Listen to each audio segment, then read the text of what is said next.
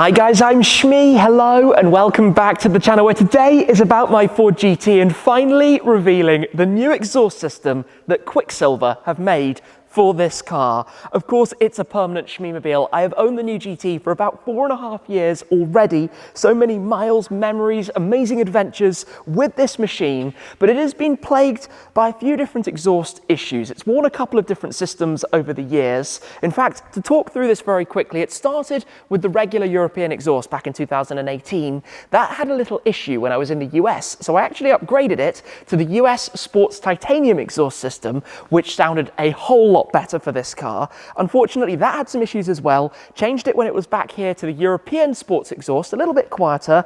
Before that had an issue, and now we have the standard current European exhaust, which doesn't quite pack the punch that you expect from a supercar like this. So I've wanted to make it a little bit more in keeping with what the car is about. And when we were at Quicksilver to upgrade the exhaust system in my Renault Clio V6, the complete project that we did with this car, we started talking about what if they made a custom system for the GT? And that is exactly what they have done. So today we are heading down with the car to Quicksilver to see what they have made and to understand a bit more about the testing process that needs to go into it before we can get it installed. So let's crack on with the GT down to Quicksilver.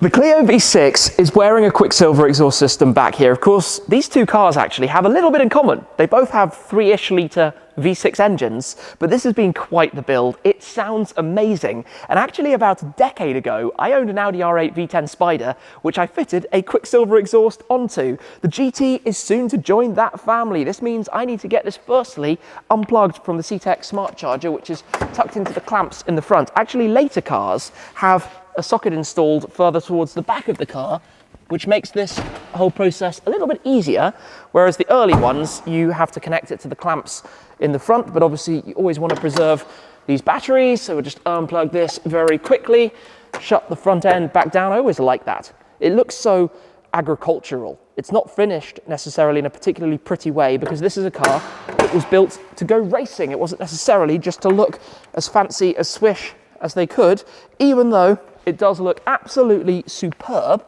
So let me unplug that very quickly, because we are going to pop this into the almost non-existent storage space back here, because I think it would be recommended to take it with us. If you've never seen this before, it is utterly useless. I did manage to do a 2-night trip away with it once with my friend Benzene Ben. That was an adventure and a half.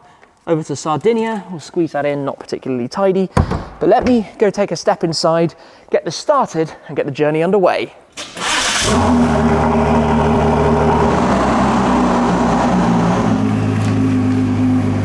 Every single time I get in this car, it makes me smile. It's not necessarily the fastest supercar in the world, but it's a car with such a big story behind it and so much personalization really to me and what the car is all about. The unique touches, the first GT in the world to have custom painted stripes from the factory, to have the official OEM upgraded interior with the red and gold stitching and the gold paddles and everything that just goes into this package. It's just mega. It just is so cool. But the thing you can already tell, right? Okay, we're only going 60 miles an hour. If I drop down a few gears, it's just not particularly loud. It's not supercar loud. It's not that I want a car that's really obnoxious from it. That's not what I'm going for at all.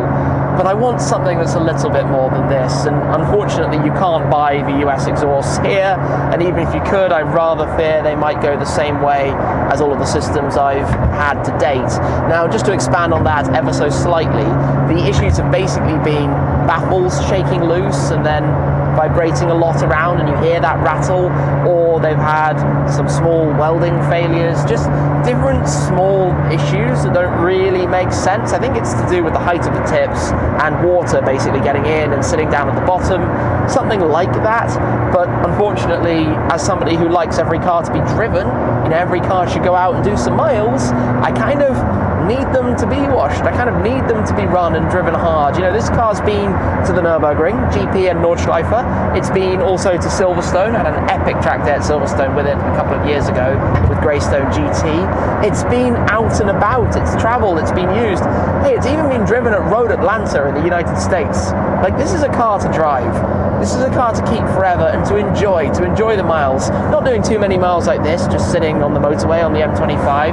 At least, thankfully, the weather is on side today. It's a nice sunny day out, but certainly not for just A to B for no reason. It's to take out for special occasions, and that's why I want to make it a little bit more exciting, a little bit more sound, a little bit more something from it. And that's why Quicksilver has stepped in, and they've sent me photos of what they've built, and my goodness does it look cool. My goodness does the part itself look absolutely amazing. We'll obviously go through it in detail, we'll be shown around it when we get there, and I think there's going to be a little bit of country road fun, should we say, to heat the current system up a bit to get some temperature readings. At least that's the kind of plan for this afternoon. So we've got from here, where we are now, 50 something miles around to Quicksilver, an hour or so to drive. Not too bad, bit of a cruise, and then it's going to be exhaust time. Fairly miraculously, we have made our way pretty much entirely around the M25 without any horrific traffic. Still with sunshine, lovely day, and up ahead of me is the MSRT Transit Custom, the very bright pink van that we have as our team car that I will be heading home with later, being driven by Brad at the moment. My gosh, when you are alongside this thing, it's blinding. It's absolutely blinding. Pink with the white accents and details to match the STO. And we're having a bit of a Ford outing, of course. We've got the Ford Transit, we've also got the GT500 and the Focus RS and the GT. Very much Ford theme going on in the garage at the moment. But I've also only recently really established how much, if you put this car into normal mode rather than sport mode, it softens things. If you're in sport, well, you've also got wet mode actually. If you're in sport, you can then press the comfort suspension in the middle.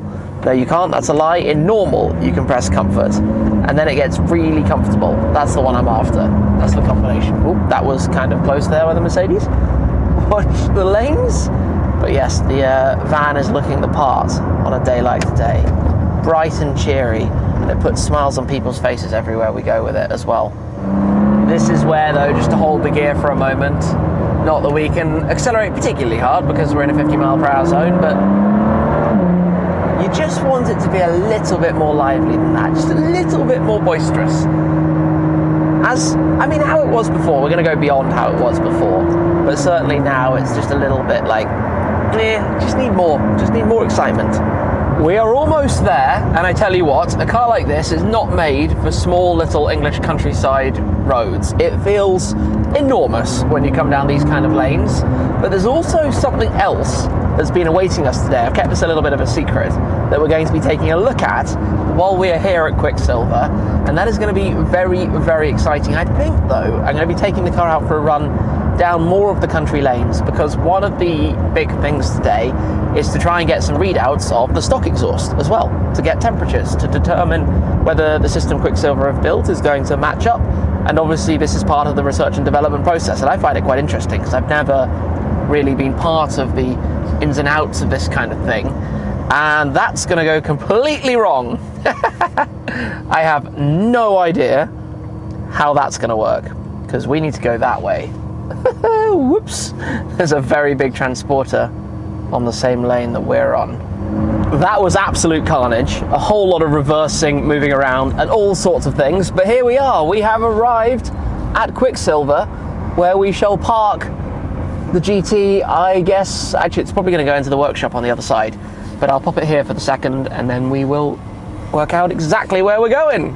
Upon arrival, the guys are immediately rigging up the GT for temperature sensors, also with microphones for before and after sound recordings, but we'll come back over to that in just a moment, because there's a certain something to reveal to you in here. There's also a rather spectacular car that we're going to be taking a listen to in a moment. Now, we came out when we collected the Clio V6 exhaust, also when the guys came to drop off the stock GT exhaust, which we have here for comparison as well, but come on in, because sitting right in front of me on the table here, we have my new Ford GT exhaust, a QSP Quicksilver Special Project Inconel exhaust system, and probably I should discuss the elephant in the room.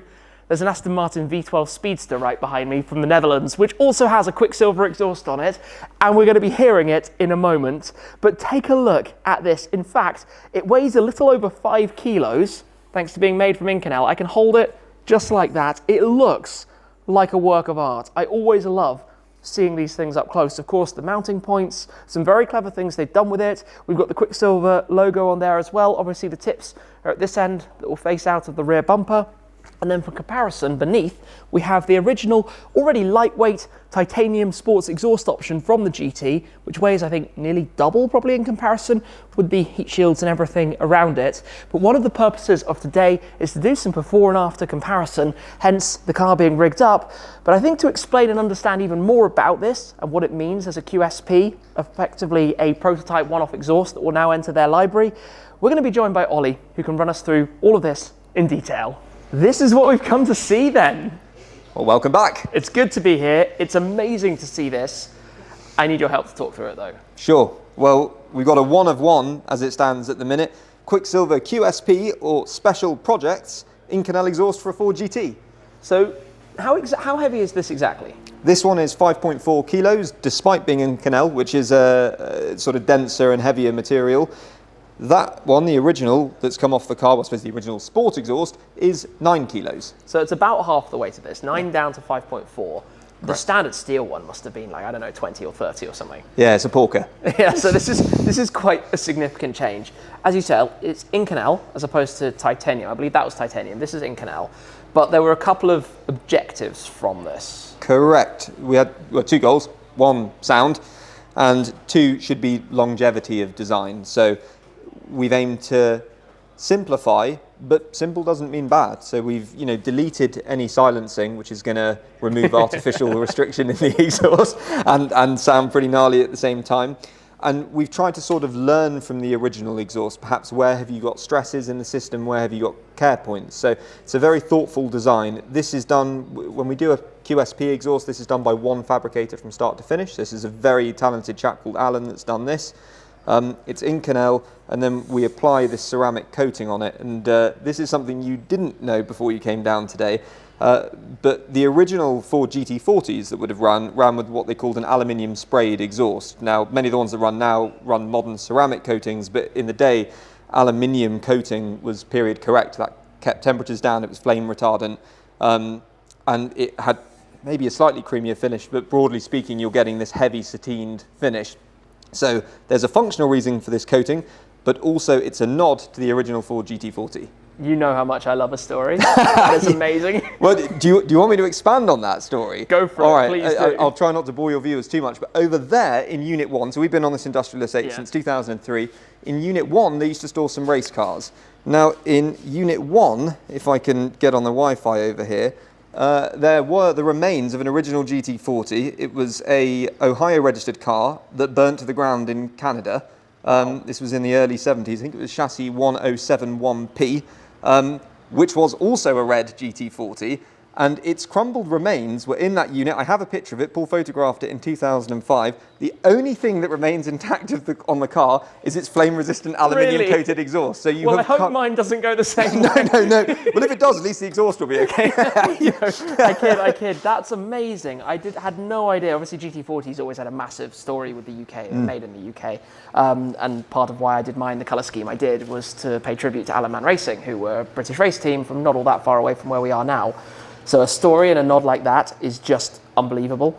Yeah. I mean, looking at this, obviously, when you make a bespoke exhaust system, this might sound like I'm stating the obvious, but you have to figure out all the mount points, all the packaging requirements to make sure that it's going to fit. Because at the end of the day, all you've got is that. You didn't have the car here until now. Correct. So it's basically what we call a sort of jig to pattern. So it's almost a reverse of our normal process. And now we're completing our validation tests with you here right now. So we're showing you all the down and dirty secrets of exhaust industry prototyping.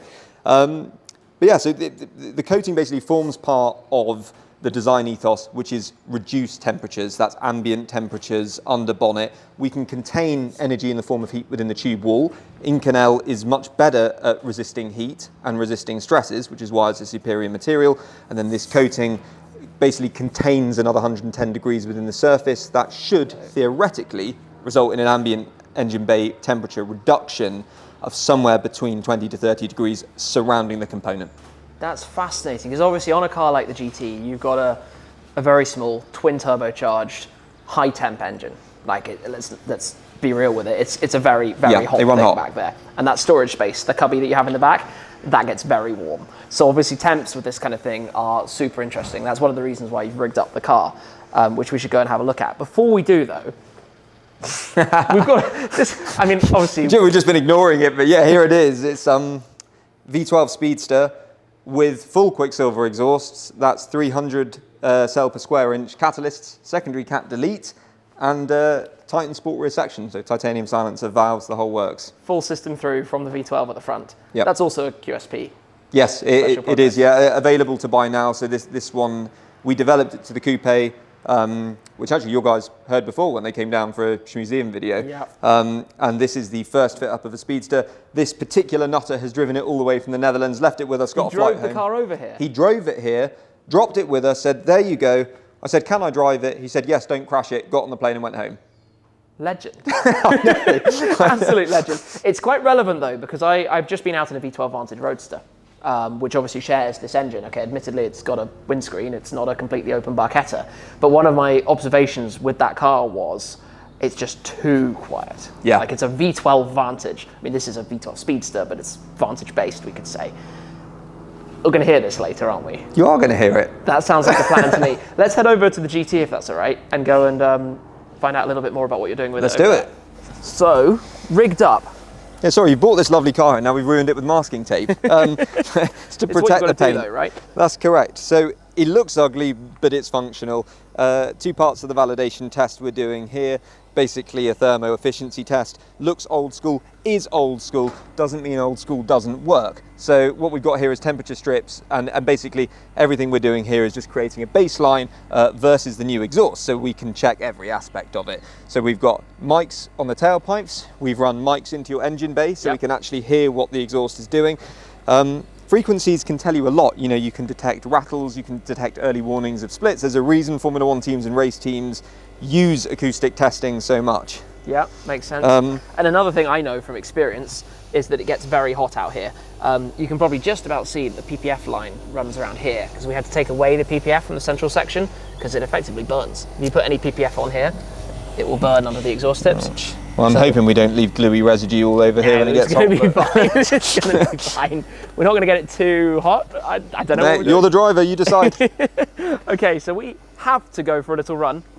We have to go and warm it up. We have to, and I'm looking forward to it. Let's hop in and go out. This is fascinating to me. Obviously, you've got headphones in, and if I talk, it ruins everything. No?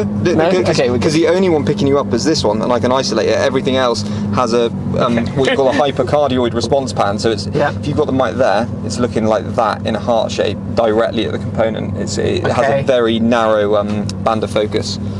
That works. So, test run. There are no valves or anything on this. It's as it is all the time in any mode. Makes no difference. Where are we headed? I think we'll come out of here, and assuming there's no trucks trying to run us off the road, we're going to be heading left out of here, which I think is a slightly nicer route. Okay. And we won't need to do anything too bonkers. We just need to get a bit of temp in it. We're checking two things: temperature, frequency, any nasty noises that are present on the stock exhaust.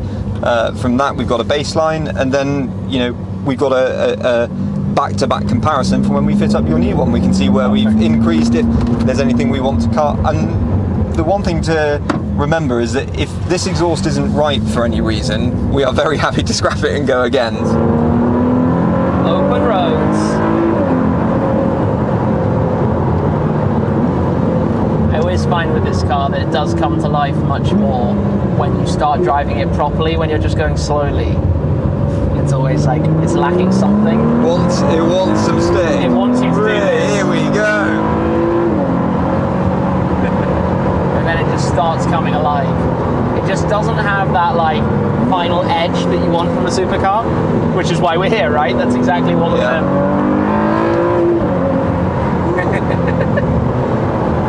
It's just a lot of fun to drive. I'll tell you what's really interesting is through what I can't hear in the cabin, but I can hear through the mic on the closed tailpipe, is that there's the tiniest pop from the exhaust on the upshift. But So you slightly hear it. I've got used to trying to listen for it. Right. So I can hear, it's almost, when you're on the close mic, it's almost every time. Yeah. In the cabin, I can't particularly hear it. Be interesting to see if that uncorks with Yeah.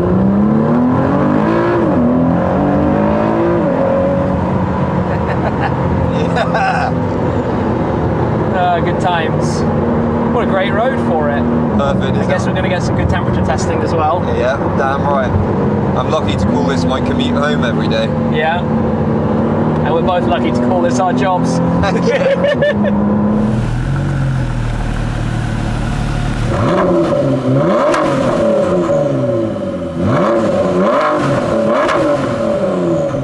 We've made it back, and interestingly, the heat strips and all the equipment which we've just taken off didn't get as hot as were expected. The one, of course, on the actual tailpipe, which needs a little cleanup, obviously pinged way off the top as you'd expect, but the ones that were around the bodywork, actually surprisingly not. So all good. Fun little run. Nice roads to drive, but we should probably now head into the workshop. While we're back here, I know we haven't spoken about everything to do with this, because there's this part of it. Correct, yeah, well clocked. So these are basically buttresses to strengthen the X-pipe. So when we looked at this system, the original one, and we took some of its bracketry and datum lines and all the rest of it, we can endoscope the system to sort of find out its secrets. Look at it. Literally put a camera inside it. Yeah, yeah. Why not? Exhaust colonoscopy, if you will. Yeah. So this is to strengthen it. This is correct. Yeah. So we could see that one of the stress points inside the system was here.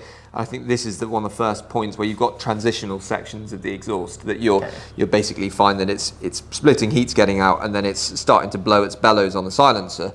So it's strengthened, and then you can see these little holes drilled in here so that any heat building up inside the cavity can be evacuated, and they're on their top and bottom and even inside the tube sections. Okay. So again, it's simple stuff, but at every point we're thinking about evacuating heat, which is clearly the problem with the original exhaust. We have left the tailpipes uncoated so that you can see that these are a rolled Inconel tailpipe. Actually, if you look at the way they're constructed with this twin skin, it's a real specialist bit of work, and then tigged on the inside, nice little Inconel welds there. And we left these uncoated just so, because you've essentially already got an inner skin there, so it acts like a heat shield, and just so you can actually see that it's Inconel, because of course that's cool. It's coated. So you kind of get those two textures with the nod to the original GT aluminium coated exhaust and kind of the modern Inconel finish on the end. That's actually awesome. It's really awesome. I just can't get over how light it is. I mean, literally one finger. I probably shouldn't. This is far too valuable to be holding with one finger. But the simple fact that I can continuously hold it with one finger is kind of crazy. Never a bad thing, shedding a few kilos off the back of a mid-engine car, is it? Never a bad thing. You've got the key. I got the key. We got the noise. Let's hope. I'm sure Quicksilver have got the noise. So, 5.2 litre V12 in the V12 Speedster. Let's take a listen to this. That engine sounds good. So this is actually, there we go, you can hear that's a valve system. Shut. That's closed. And then it can be opened up again. It's closed on the cold start sequence. So that's running valved cold start sequence. So they went open, then they go shut, and then just in a second, it will let me open them again. Because it's still hooked up to the normal cycle, right? Yeah. This owner wanted it on the factory drive select mode, so the aim is to get it very quiet with the valve shut and very noisy with the valve open. So that basically, because of the programming on these cars to try and keep them conformant, it fires straight up, then shuts the valve. Of course, we can jam them open if we want to, but this owner wants it very OEM, and rightly so. So there we go. Okay, cold start over. So we're going to shuffle this off. There we go. You can hear that. This is going to come off the ramp ready to make way for mine in just a moment. And once it's warmed up, we'll be able to hear some more of it as well. I can't help but feel this car suits you nicely. I'll take that. If only I had the money to buy it. It's a good look. It's also a lovely colour. Dark metallic reds today, hey? Very on theme. This is, of course, one of my last times hearing this car stock in regular factory exhaust mode. Sounds good though. So we're going to take this inside and pop it up onto the lift. Obviously it's a wide thing, but it's quite clever how the diffuser comes off, and that's what I'm intrigued to see when we've got it in just a moment. As Brad pilots this car, watching out for the curb here. We'll pull it inside. We're wandering back over this way. Now it's fully up to 10. Now we have a nice warm V12 Speedster to take a little listen to this. So wait, modes and things. So we got, Sport, well GT they call it, so it's carried over the driving modes from the sort of DB11 or DBS. So GT, quiet as you can hear. Sport gets noisier. Sport Plus gets noisier again. Yeah. And now it should make a bit of noise for you. Sport Plus, we're in noisy mode. Let's take a listen. Wow.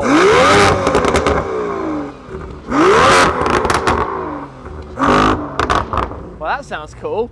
That's a bit of a step bangs up. And crackles, but it also screams at a really high-pitched tone. Yeah. This engine by default is quite a low pitch. Yeah. It certainly doesn't have that almost Ferrari-esque kind of rasp, high-pitched. So we've tried to accentuate it. Actually, we put a balance pipe in the back of the exhaust and a titanium silencer, so you're bringing through higher-end transients and mixing the gases better at the back end of the car. So it's kind of two components of in one sonic package. Downpipes for kind of noise and crispness of tone, and then the rear section shapes up the kind of profile of sound. Yeah. So, you know, quiet mode or sport, you're never going to know it's there, look. So that's, I mean, that's just valves and softer. yeah, quiet and then loud.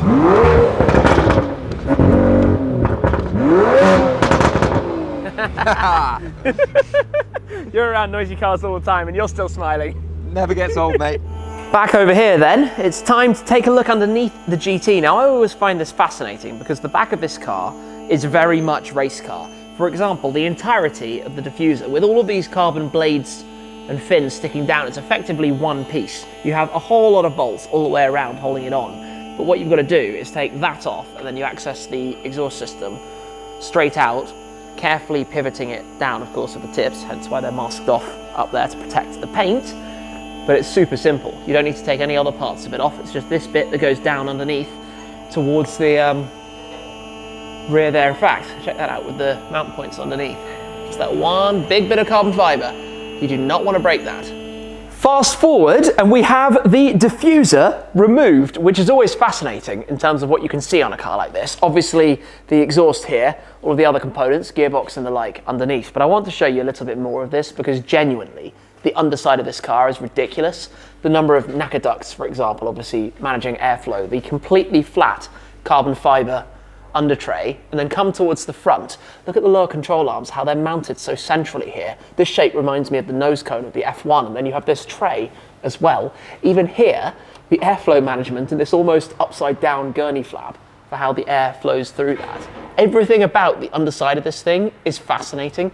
Absolutely mesmerized by looking at it. The shapes of the door cutouts, but completely flat on the underside. And then obviously back to here, where that is going to be lowered out. And then obviously all the connections for the number plate lights, and also at the back, the reversing camera. That was a bit of a fiddle to release. But just looking inside, everything's carbon fiber, every part of it. The shields that you have around here for the brake cooling. In fact, come towards the front, talking brake cooling. Look at this. Look at the pipework here, and then the carbon surround shields that you have just inside there as well. This is all so cool to look at. It's so, so, so cool. So to come down today and to see all of this, and to be a part of the process, if you will, ahead of coming back to collect it, has just been mega. Well, it's pretty bright with the sun beaming in, but this has been super cool to come down today. Obviously from here, the system is going to be swapped. It needs to be tested in a whole load of ways. We'll come back to do some kind of heat testing as well and to hear it for the first time. I guess that process is going to be about a week, maybe 2 weeks, perhaps a little bit more. It depends, obviously, what they find as they're going about the work. But really exciting. The very special system that is, in fact, just lurking here that's going on this car, plate off as well. This is going to be so cool. Hearing this in the near future. Just look at it. Next time we see this, it's going to be fitted into the back of that, ready to rock and roll. Very exciting times to learn a little bit more about the QSP exhaust systems, to be here with Ollie, a huge thanks to him as well, to have heard the V12 Speedster that I'm actually standing right next to, and obviously to have seen the new exhaust for my car. But stay tuned for the first drive and the first startup and hearing it for the first time, coming very soon. For now, we're going to hop back into the MSRT van. We're going to make our way back to the museum, but that's it for this time. Thank you very much for watching, guys, and I'll see you again very soon. Cheers!